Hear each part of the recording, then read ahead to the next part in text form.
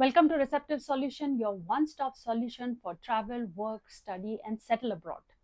So today we are going to talk about Canada. Canada is always in news because there are a lot of work opportunities for all the non-Canada residents, and that's why people are very much keen and interested to work or study in Canada. So we are talking about Canada, and with the same perspective, because there are a lot of work opportunities in healthcare sector and definitely in the housing sector as well.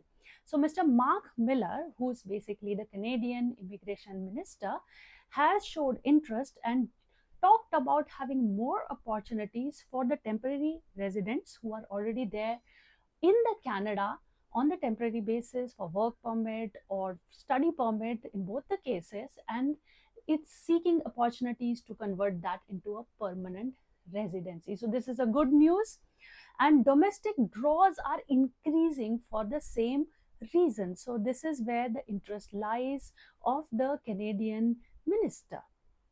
So basically, he definitely decided to elevate the requirement which is there in the housing sector, as I mentioned, and in definitely the healthcare sector.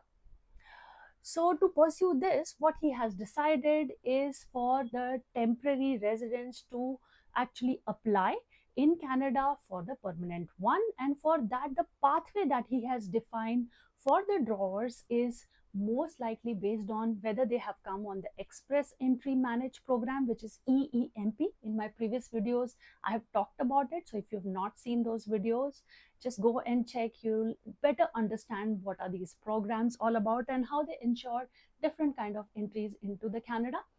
And then the next is specific professional experience, and also included the French language proficiency, which is very, very important, and otherwise ITA, which is basically the issued invitation to apply. So once you have, then it is very, very easy if you are in Canada on any of those two permit, as I mentioned, to get the PR.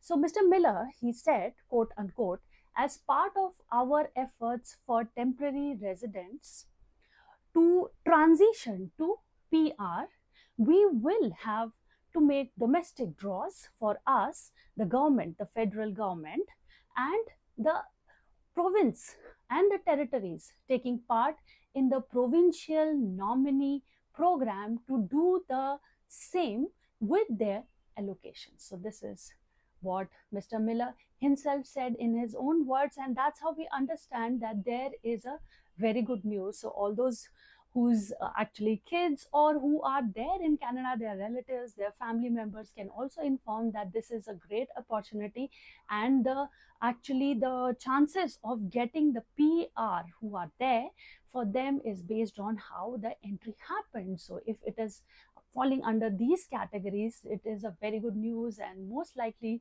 to receive the PR. So stay connected to this channel. You have any query, just log into www.receptivesolutions.co.in. All of the inquiries will be addressed. And for more such news, just subscribe to this channel and also check our other videos. Bye bye. Take care.